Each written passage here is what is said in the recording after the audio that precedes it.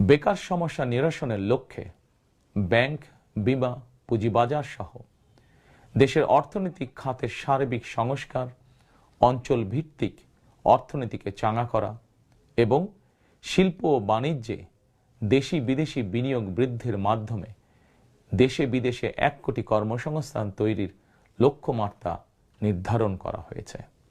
এভাবে পর্যায়ক্রমিকভাবে 1 কোটি কর্মসংস্থান তৈরির লক্ষ্যমাত্রা অর্জনের জন্য কয়েকটি সেক্টরকে বিশেষভাবে চিহ্নিত করে নতুন কর্মসংস্থান তৈরির উপায় এবং কর্মকৌশল নির্ধারণ করা হয়েছে। এরই অংশ হিসাবে দেশব্যাপী কারিগরি এবং ব্যবহারিক শিক্ষা প্রদানের মাধ্যমে বেকার জনগোষ্ঠীকে দক্ষ জনশক্তিতে রূপান্তরিত করা হবে।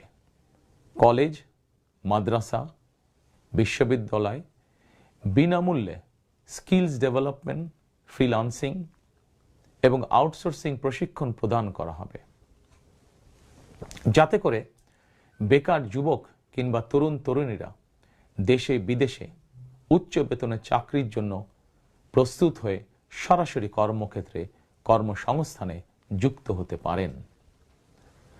প্রতিটি অঞ্চল ভিত্তিক স্থানীয়ভাবে বিখ্যাত এবং ঐতিহ্যবাহী পণ্যের উৎপাদন এবং বাজারজাতকরণের জন্য বিশেষ উদ্যোগ নেওয়ার প্রস্তুতি রয়েছে।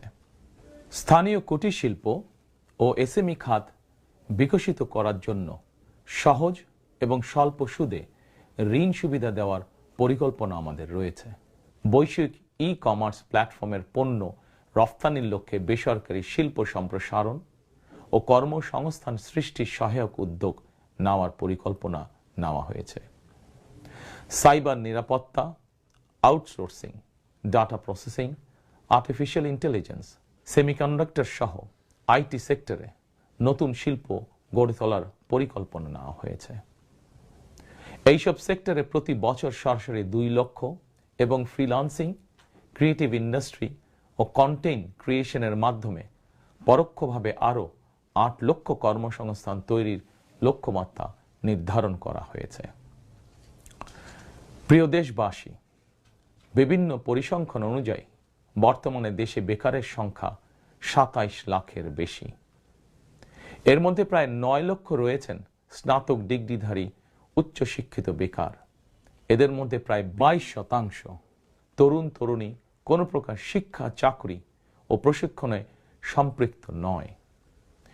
এই বিপুল সংখ্যক বেকারের অধিকাংশই 15 থেকে 29 বছর বয়সী। 12 ফেব্রুয়ারি নির্বাচন